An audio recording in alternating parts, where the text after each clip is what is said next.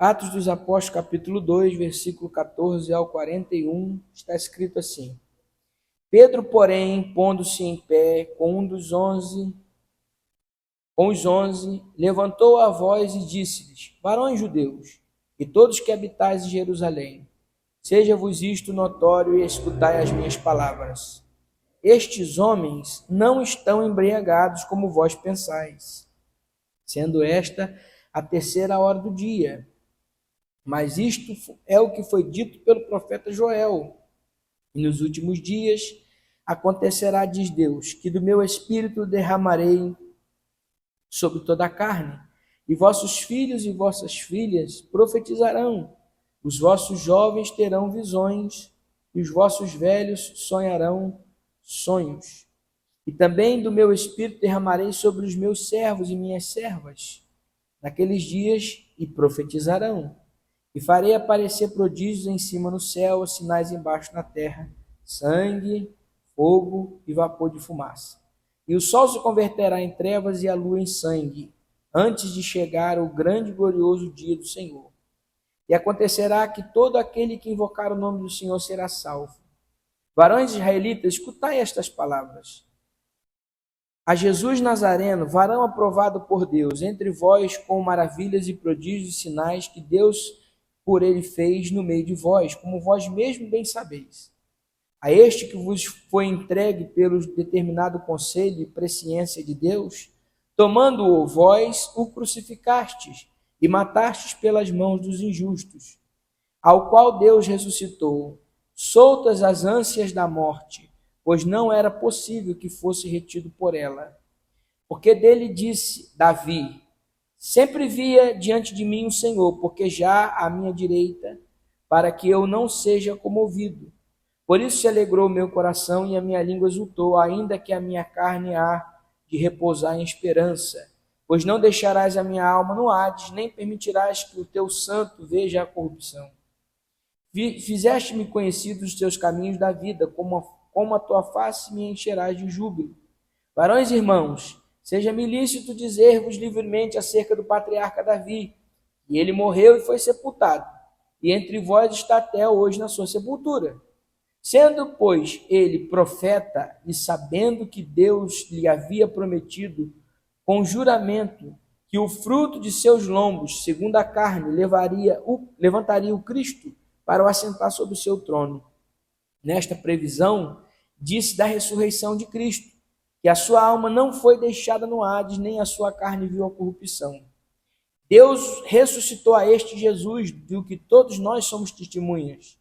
De sorte que, exaltado pela destra de Deus e tendo recebido do Pai a promessa do Espírito Santo, derramou isto, que vós agora vedes e ouvis. Porque Davi não subiu aos céus, mas ele próprio diz: disse o Senhor a meu Senhor, assenta-te à minha direita, até que ponhas teus inimigos por escabelo dos teus pés.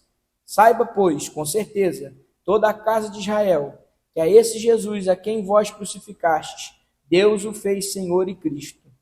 Ouvindo eles isto, compugnaram-se em seu coração e perguntaram a Pedro e aos demais apóstolos: que faremos, varões e irmãos?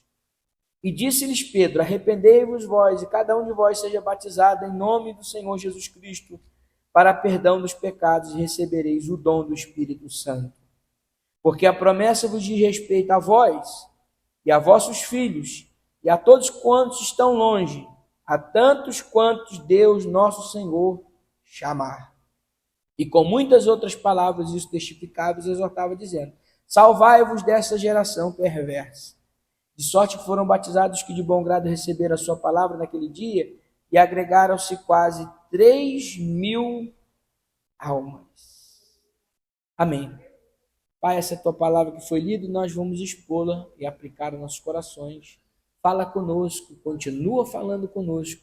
Pedimos a tua bênção, no precioso nome de Jesus, o teu Filho. Amém. Podem sentar, irmãos. Meus irmãos, nós estamos diante de um texto bíblico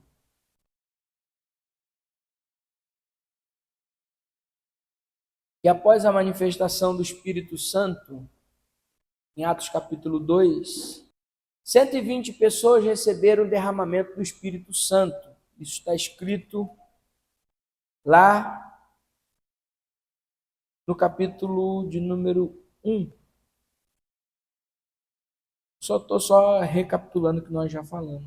E aconteceu que naquele dia, levantando-se Pedro, verso 15, no meio dos discípulos, ora, a multidão junta era de quase 120 pessoas. Então tínhamos ali 120 pessoas reunidas no cenáculo. O cenáculo é como se fosse o sótão das casas, onde era comum se fazer refeição e as festas das casas e tudo mais, a cozinha ficava em cima.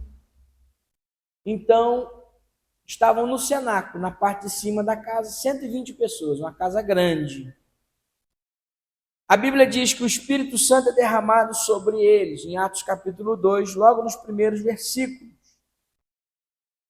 Versículo de número 6, acompanhe na sua Bíblia. E correndo aquela voz, ajuntou-se uma multidão e estava confusa, porque cada um os ouvia falar na sua própria língua.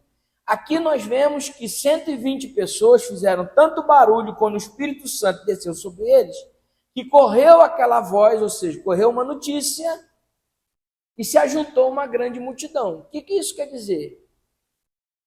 Depois nós vemos, lá no final dos versículos que nós lemos aqui, que foram cerca de 3.000 pessoas que se converteram.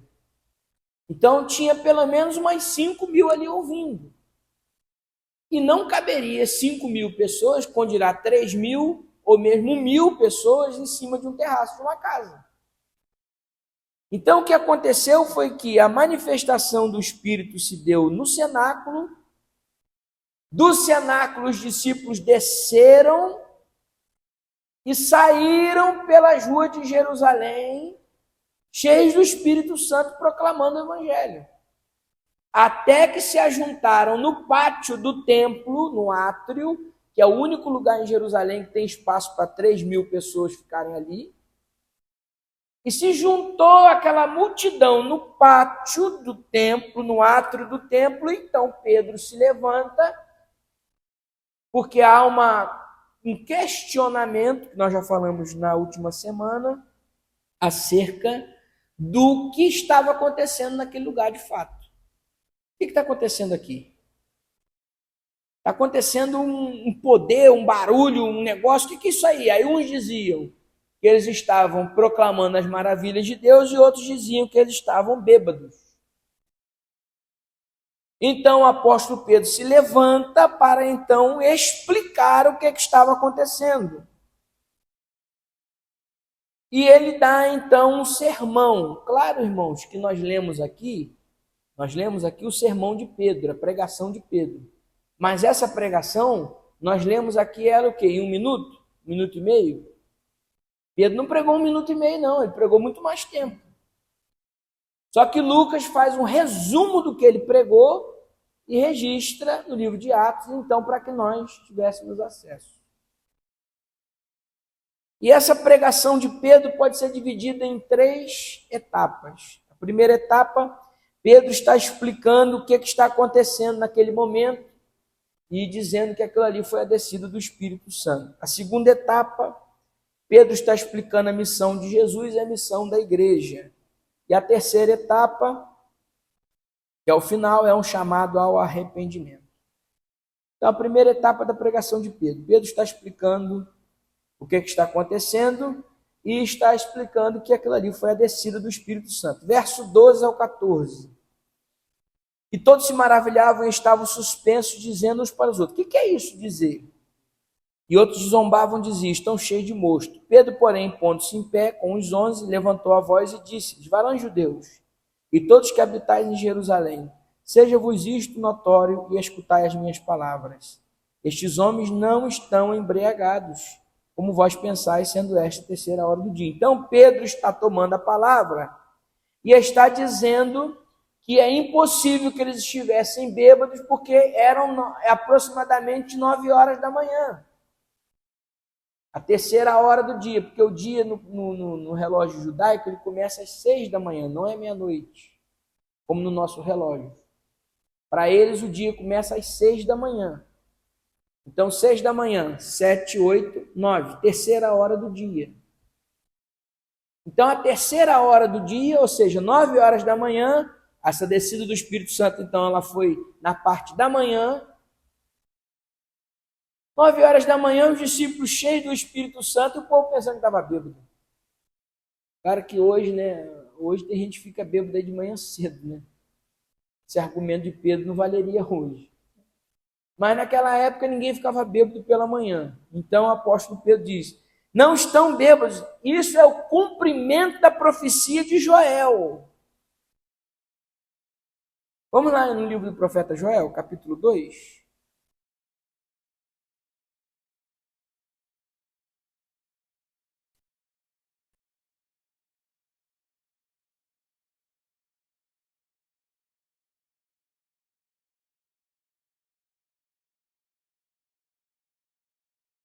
Livro do profeta Joel. Aí tem alguém dizendo assim: será, pastor, que Joel está na Bíblia? Que eu não estou achando. Joel é antes de Amós. Pronto, melhorou. É nos profetas menores ali, irmãos. É depois de Oséias. É Daniel, Oséias, Joel. Joel 2, 28 ao 32. Quem achar, fica de pé e lê bem forte.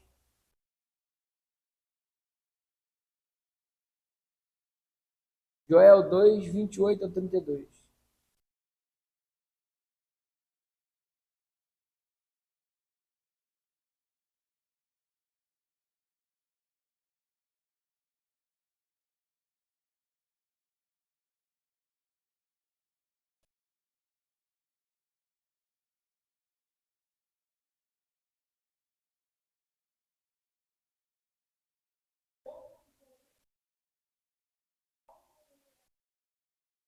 Preste bem atenção nessa leitura. O que o apóstolo Pedro está citando é isso que Joel escreveu, Joel 2, 28 ao 32, mas ele cita de maneira diferente. Vamos lá em Atos capítulo 2, versículo de número 17. Olha como é que o apóstolo Pedro começa citando. Ele diz: nos últimos dias acontecerá, diz Deus, que do meu espírito derramarei sobre toda a carne. Volta lá em Joel 2. Joel 2, 28. E há de ser que depois derramarei o meu espírito sobre toda a carne. Então Pedro está citando Joel, mas está citando com um acréscimo. Ele cometeu um erro? Não, porque o apóstolo Pedro estava cheio do Espírito Santo e por ser apóstolo ele pode interpretar as escrituras, porque Jesus deu aos apóstolos essa autoridade. Os apóstolos tinham essa autoridade de interpretar a escritura. Nós hoje só podemos interpretar o que já está escrito, eles não. Eles estavam interpretando e escrevendo. Então o apóstolo Pedro está dizendo o seguinte: que nos últimos dias o Senhor derramaria do seu Espírito, e que aquele acontecimento de Atos 2 era o cumprimento desta profecia. Agora, o que quer dizer isso, pastor? Quer dizer que os últimos dias começaram no dia do derramamento do Espírito Santo. Aí você pode pensar assim: pastor, mas os últimos dias não são os dias que nós estamos vivendo? Segundo o que o apóstolo Pedro nos ensina, não. Os últimos dias começaram no derramamento do Espírito Santo. E por que ele usa essa expressão, últimos dias? Porque depois que o Espírito Santo é derramado, não há mais nenhuma promessa a se aguardar, a não ser a vinda de Jesus. Por isso é chamado de últimos dias. Porque não tem mais nada para acontecer. Agora é só esperar a vinda do Senhor. E enquanto se espera a vinda do Senhor, os últimos dias o Espírito Santo vai sendo derramado. Isso quer dizer que o derramamento do Espírito Santo começou lá em Atos, junto com os últimos dias.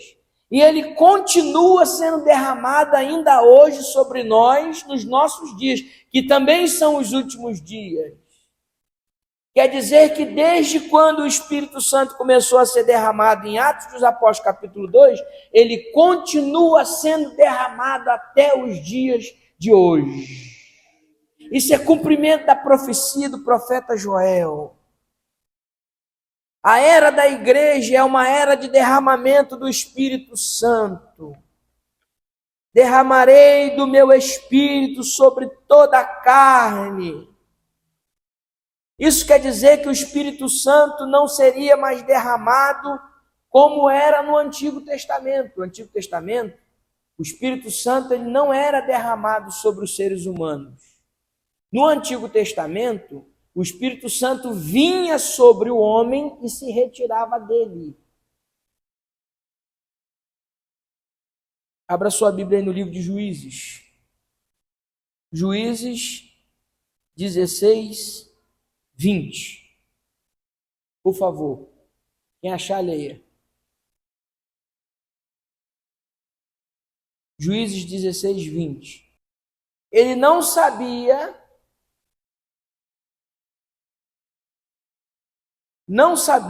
que o Espírito de Deus já tinha se retirado dele.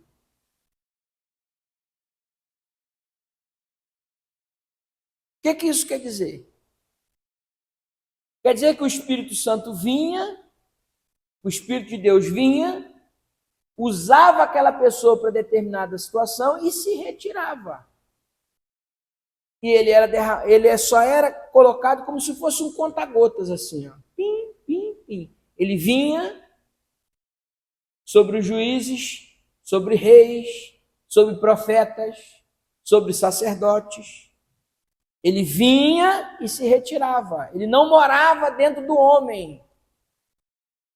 O Espírito Santo no Antigo Testamento não morava dentro do homem. Ele só vinha e se retirava. 1 Samuel, capítulo 11, versículo de número 6 e 7. Isso. Agora 1 Samuel 16, 14.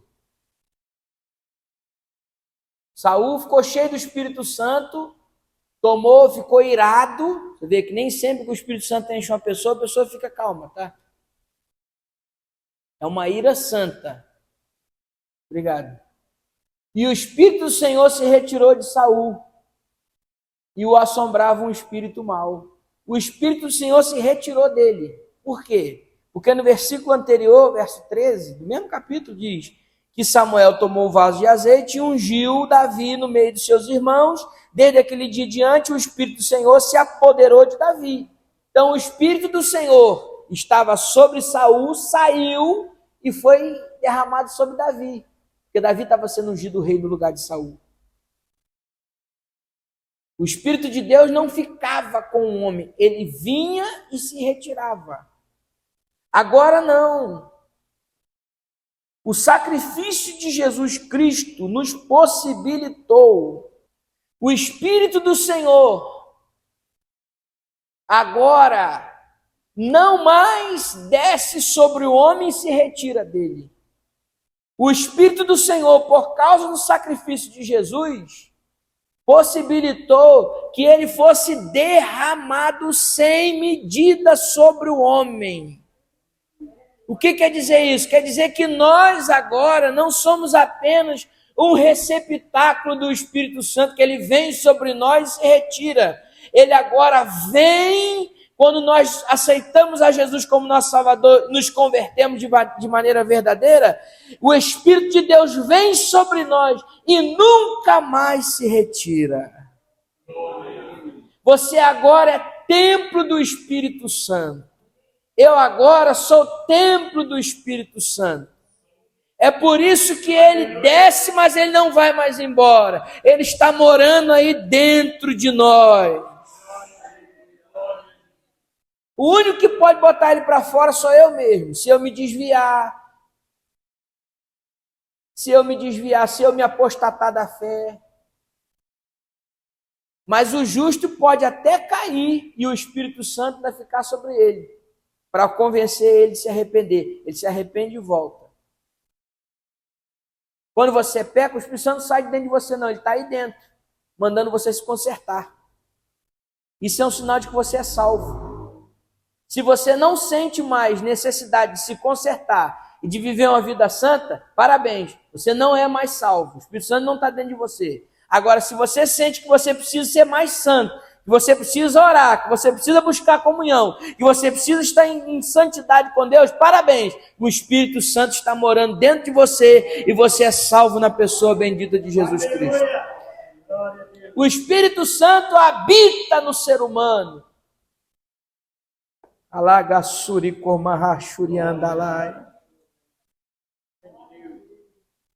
O apóstolo Paulo, ele diz, 1 Coríntios capítulo 6, versículo 12 a seguir. 1 Coríntios 6, 12. Veja o que o apóstolo Paulo fala sobre isso. Ele está falando aqui sobre a imoralidade. Aí olha o que ele diz, olha o alerta que ele faz para a igreja. Todas as coisas me são lícitas, mas nem todas as coisas me convêm.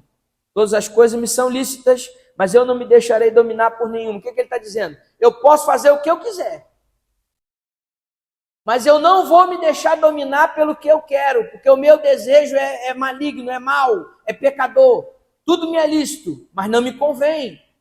Eu não vou me deixar dominar pelos meus desejos. Eu não vou ser escravo dos meus desejos. Não é os meus desejos que vão ditar o que eu tenho que fazer ou não. Aí ele explica por quê. Os manjares são para o ventre para os manjares. Deus, porém, aniquilará tanto um como os outros.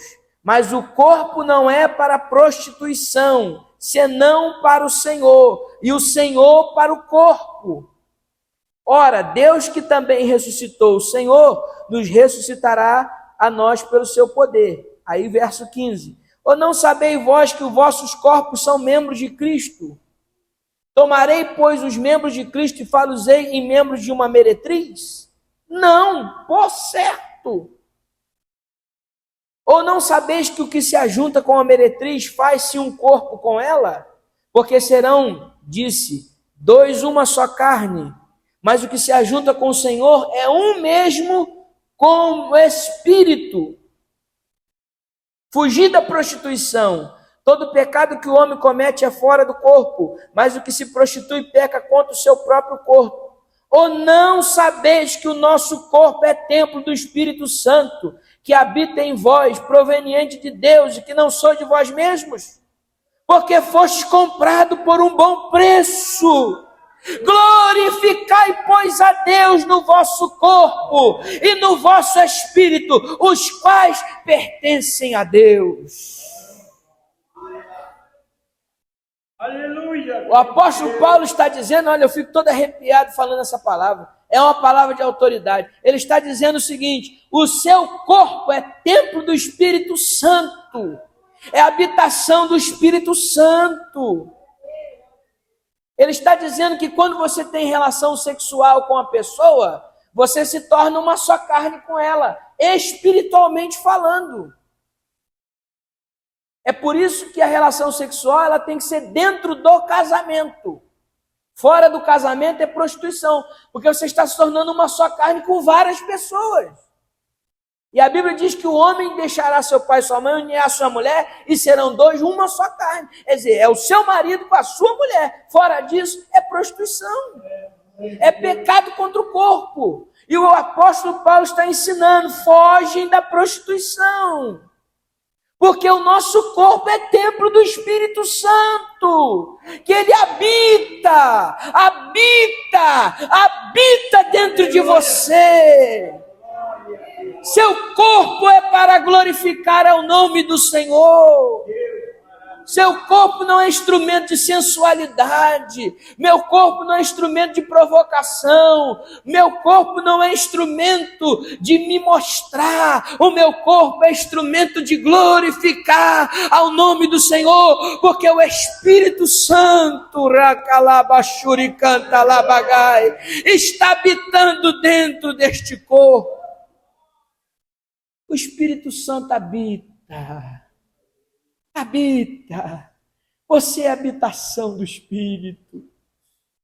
Você pode compreender o que esta verdade significa? Que nos últimos dias derramarei do meu Espírito sobre toda a carne. Irmãos, nós temos um privilégio de sermos cheios do Espírito Santo, dele habitar dentro de nós. Isso é um privilégio. Os profetas não tiveram esse privilégio. Samuel foi um homem extraordinário. Ungiu 2 reis, estabeleceu o reinado da casa de Davi. Um homem de Deus, Deus falava, nenhuma das palavras dele caía por terra, Deus cumpria todas elas. Mas ele não foi cheio do Espírito Santo, como eu sou cheio do Espírito Santo, como você é cheio do Espírito Santo. Elias foi um profeta extraordinário. Orou e desceu fogo do céu várias vezes. Mas ele não foi cheio do Espírito Santo da mesma forma como eu e você somos cheios do Espírito Santo. Aleluia. Davi foi um homem extraordinário, o maior rei de Israel, um homem de Deus, segundo o coração de Deus, mas não foi cheio do Espírito Santo como eu e você podemos ser cheios do Espírito Santo. Nós temos um privilégio que os reis, os profetas, os sacerdotes, Zacarias entrou no templo, viu um anjo, o anjo falou com ele, você vai ser pai de João Batista, mas ele não foi cheio do Espírito Santo, como nós somos cheios do Espírito Santo. É um privilégio para a igreja ser cheia do Espírito Santo desta maneira. Aleluia. Aleluia. Pedro então explica a missão de Jesus e a missão da igreja. Verso 22 a 23, o Cristo que foi morto. 24 a 28, o Cristo que ressuscitou. E 29 a 36, o Cristo que está exaltado e enviou o Espírito Santo. Ele está dizendo que Jesus foi morto, ele foi entregue. Irmão, Jesus não morreu, ele foi morto. Isso é interessante. Atos 2, verso 22. Varão israelita, escutai essas palavras. Jesus Nazareno, varão aprovado por Deus, entre vós com maravilhas, sinais e prodígios, que Deus por ele fez no meio de vós, como vós mesmos sabeis. Este foi entregue pelo determinado conselho e presciência de Deus. Se Jesus não se entrega para a morte não consegue matá-lo na cruz. Ele disse, Pai, em tuas mãos entrego o meu espírito. Se ele não se entrega, ele não morre. Porque a morte não tem poder sobre ele, porque ele não tem pecado. Romanos capítulo 6, versículo 23. Por favor. Romanos 6, 23.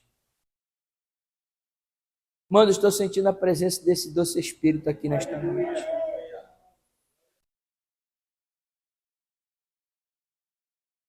Romanos 6, 23. E diz aí. Olha aí, irmã.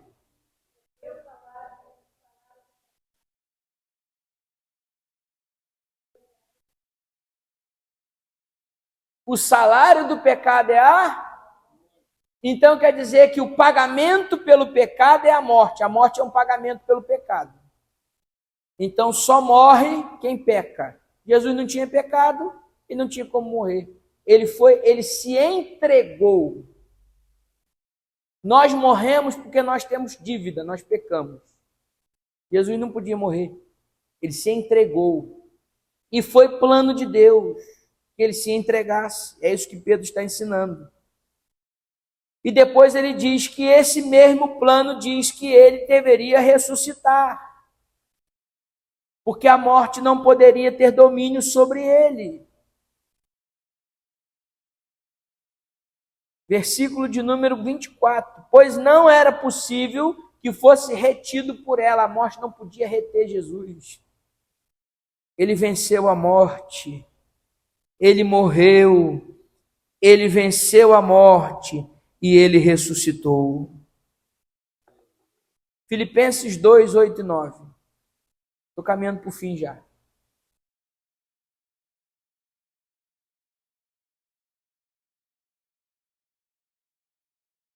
Carta de Paulo a Filipenses, capítulo 2, versículo 8 e 9. Eu vou ler o verso 5 a seguir. Filipenses 2, 5. De sorte que haja em vós o mesmo sentimento que houve também em Cristo Jesus, que sendo em forma de Deus, não teve por usurpação ser igual a Deus, mas aniquilou-se a si mesmo, tomando a forma de servo, fazendo-se semelhante aos homens. E achando na forma de homem, humilhou-se a si mesmo, sendo obediente até a morte, morte de cruz. Aí vem a exaltação de Cristo que Pedro está falando. Pelo que também Deus o exaltou soberanamente e lhe deu um nome, que é sobre todo nome, para que ao nome de Jesus se dobre todo o joelho dos que estão nos céus, na terra e debaixo da terra, e toda língua confesse que Jesus Cristo é Senhor, para a glória de Deus Pai. Ele se humilhou tomando forma de homem, desceu. Se humilhou tomando forma de servo, desceu. Se humilhou indo para a cruz, desceu. Pois que também Deus o exaltou. A exaltação de Cristo veio depois da sua humilhação. É por isso que acima, à frente da honra, antes de você ser honrado, vem primeiro a humildade. Jesus se humilhou, pelo que Deus o exaltou soberanamente e deu a ele o quê? Um nome que está acima de todo nome, para que ao nome de Jesus toda a carne seja salva e toda língua confesse que Jesus Cristo é Senhor. Aleluia. E por causa disso, ele pode enviar o Espírito Santo. É a conclusão do sermão de Pedro. Pedro está dizendo que a exaltação de Cristo foi profetizada por Davi. Davi profetizou a exaltação de Cristo. E Davi profetizou que Jesus seria maior do que ele, verso 34. Porque Davi não subiu aos céus, mas ele mesmo diz: disse a Senhor ao meu Senhor, assenta-te à minha direita, até que ponha os inimigos por escabelo dos teus pés. O que isso quer dizer? Quer dizer que Davi estava dizendo que alguém da sua descendência seria o Messias, que triunfaria e que seria Senhor até sobre ele mesmo. Aleluia. E tendo em vista esse sermão, a conclusão. Que faremos, irmãos? Só tem judeu ali naquele sermão, naquela plateia. Muitas mil pessoas estão ali, pelo menos 3. Vamos crer que tinha pelo menos 5. Milhares de pessoas na praça do templo, no pátio, ouvindo esse sermão poderoso. E aí eles chegam à conclusão: o que a gente vai fazer então? E agora? O que será de nós? Aí vem a mensagem do Evangelho. Essa aqui é a mensagem do Evangelho, irmãos. Essa é a mensagem que nós temos que pregar todos os dias. Verso 38. E disse-lhes Pedro: arrependei-vos cada um de vós, e seja batizado em nome do Senhor Jesus Cristo para o perdão dos vossos pecados, e recebereis o dom do Espírito Santo. Porque a promessa diz respeito a vós, nossos filhos, todos que estão longe, a tantos quanto nosso Deus, nosso Senhor, chamar. Essa é a mensagem do Evangelho. A mensagem do Evangelho é: Jesus te ama. Eu sei que às vezes a gente fala isso, mas a mensagem do Evangelho nunca foi Jesus te ama. A mensagem do Evangelho é: arrependei-vos. Creiam neste Evangelho. Sejam batizados. E vocês vão receber também um outro batismo, que é o dom do Espírito Santo. Porque esse dom de respeito para quem está aqui, para quem está longe. Quem está longe? Quem são os que estão longe? São menores. Tantos quantos Deus nosso Senhor chamar, de respeito àqueles que creem e àqueles que querem. Você crê? Você quer? Você busca? Então você recebe o dom do Espírito Santo. Aleluia. Pedro faz um chamado ao arrependimento. Salve-se dessa geração perversa. E a Bíblia diz que receberam aquela palavra cerca de 3.000 pessoas. E foram batizadas naquele mesmo dia. Porque a mensagem do Evangelho é poderosa, ela continua sendo: arrependei-vos e receba o dom do Espírito Santo. Que Deus nos abençoe. Que o Espírito de Deus aplique esta palavra aos nossos corações. Amém? Amém.